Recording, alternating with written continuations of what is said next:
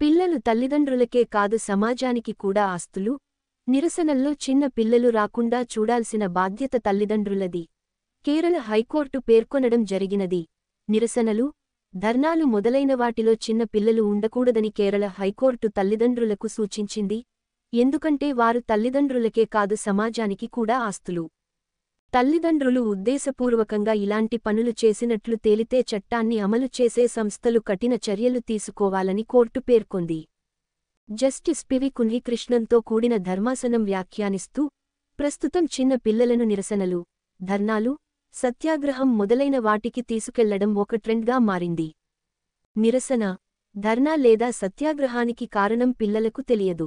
ప్రధానంగా వారి ఆందోళనపై దృష్టి పెట్టేందుకు తల్లిదండ్రులు వారిని ఈ నిరసన, ఇతర ఆందోళనలకు తీసుకెళ్తున్నారు. చిన్న పిల్లలను ఆందోళనలు, నిరసనలు, ధర్నాలు, సత్యాగ్రహాలు మొదలైన వాటికి తీసుకువెళుతున్న తల్లిదండ్రులు పరిస్థితిని సీరియస్గా తీసుకోవడం లేదు. ఇలాంటి నిరసనలు, ధర్నాలు, సత్యాగ్రహాలు మొదలైన వాటికి చిన్న పిల్లలను తీసుకెళ్లే ఈ పద్ధతిని ఆపడానికి అనేక కారణాలు ఉన్నాయి. పాయింట్ పిల్లలు తల్లిదండ్రులకే కాదు సమాజానికి కూడా ఆస్తులు. అందువల్ల వారు నిరసనలు లేదా ధర్నాలు, సత్యాగ్రహాలు మొదలైన వాటి గురించి తెలియని చిన్న పిల్లల ఉనికిని నివారించడం తల్లిదండ్రుల కర్తవ్యం. అప్పీలుదారు తరఫు న్యాయవాది పివి వేణుగోపాల్, ప్రతివాది తరపున పిపి సంగీతరాజ్ జేనార్ వాదించారు. పిటిషనర్లు, 3 సంవత్సరాల పిల్లల తల్లిదండ్రులు, ఆసుపత్రిలో ఆరోపించిన వైద్యపరమైన నిర్లక్ష్యం కారణంగా వారి మరొక బిడ్డ మరణించడాన్ని నిరసించారు. ఆర్థిక సాయం కోరుతూ ప్రభుత్వ సచివాలయం ఎదుట 59 రోజుల పాటు నిరసన చేపట్టారు.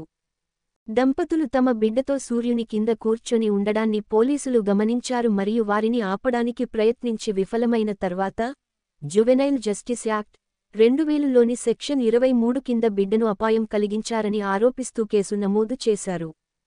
కోర్టు గమనించింది, ఫిర్యాదు నిజమైనదే అయినప్పటికీ, అటువంటి పరిస్థితులలో తల్లిదండ్రుల సాధారణ జ్ఞానం వారి మనోవేదనకు పైన నిలబడాలి.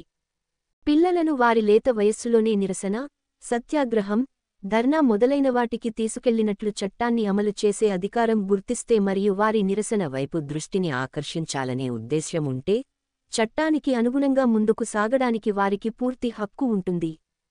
10 సంవత్సరాల కంటే తక్కువ వయస్సు ఉన్న చిన్న పిల్లవాడికి నిరసన, సత్యాగ్రహం, ధర్నా మొదలైన వాటి ఉద్దేశ్యం తెలియకపోవచ్చు.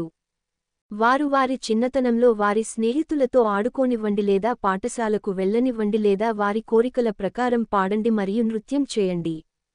కోర్టు జోడించారు. అమల్ మరియు మరో వర్సెస్ స్టేట్ ఆఫ్ కేరళ మరియు మరో 2024 KHC 781 లో కోర్టు నిర్ణయాన్ని ప్రస్తావించింది మరియు ఇందులో బాధ్యత వహించే వ్యక్తి ప్రతి చర్యను చేయడం ఎస్. 23 యొక్క పథకం మరియు స్ఫూర్తి కాదు, లేదా పిల్లల శరీరం మరియు మనస్సుపై ప్రభావం చూపే బాల్య నియంత్రణ నేర ఉద్దేశం లేనప్పటికీ సెక్షన్ కింద శిక్షార్హమైన నేరంగా పరిగణించబడుతుంది. జేజే చట్టంలోని S.23లోని ఉద్దేశపూర్వకంగా అనే వ్యక్తీకరణ తప్పనిసరిగా అర్థవంతంగా పరిగణించబడాలి. అలాగే మానసిక లేదా శారీరక బాధ అనే పదాల ముందు అనవసరం అనే వ్యక్తీకరణ కూడా సంబంధితంగా ఉంటుంది. పిటిషనర్లు పిల్లలకి అనవసరమైన మానసిక లేదా శారీరక బాధలు కలిగించాలని భావిస్తున్నారని చెప్పలేమని కోర్టు పేర్కొంది. దీని ప్రకారం కోర్టు క్రిమినల్ మిసిలేనియస్ కేసును అనుమతించింది. కారణం శీర్షిక సురేష్ వి.